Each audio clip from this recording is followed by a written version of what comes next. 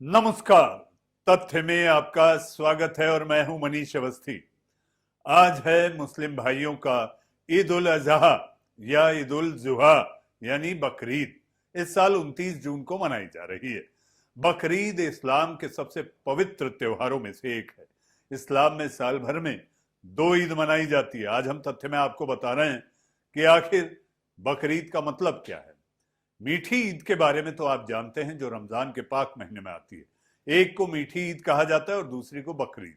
ईद सबसे प्रेम करने का संदेश देती है, तो बकरीद अपने कर्तव्य निभाने का और अल्लाह पर विश्वास रखने का। ईद उल जुहा कुर्बानी का दिन भी होता है। बकरीद के दिन इसलिए बकरे या किसी अन्य पशु की कुर्बानी दी जाती है। इसे इस्लामिक कैलेंडर के हिसाब से आखिरी महीने के 10वें दिन मनाया जाता है। धू अल हिज्जा को इस्लामिक कैलेंडर का आखिरी महीना होता है। उसके 8वें दिन हज शुरू होकर 13वें दिन खत्म होता है और ईद उल अजहा यानी बकरीद इसी के बीच में इस्लामिक महीने की 10 तारीख को मनाया जाता है।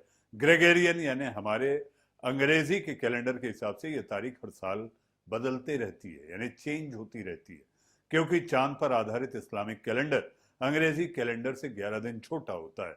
यह हजरत इब्राहिम के अल्लाह के प्रति अपने बेटे इस्माइल की कुर्बानी की याद में मनाया जाता है। यह इस वाक्य को दिखाने का तरीका है कि हजरत इब्राहिम अल्लाह में सबसे ज्यादा विश्वास करते थे। दरअसल अल्लाह पर विश्वास दिखाने के लिए उन्हें अपने बेटे इस्माइल की बलि देनी थी।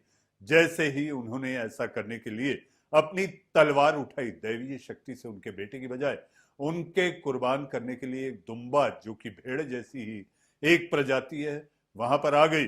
आज इसी कहानी के आधार पर जानवर की कुर्बानी दी जाती है। इसे 3 भागों में काटा जाता है। एक भाग गरीबों में दान कर दिया जाता है, दूसरा भाग दोस्तों और रिश्तेदारों को दिया जाता है और बचा हुआ तीसरा भाग परिवार के अन्य सदस्य खाते हैं।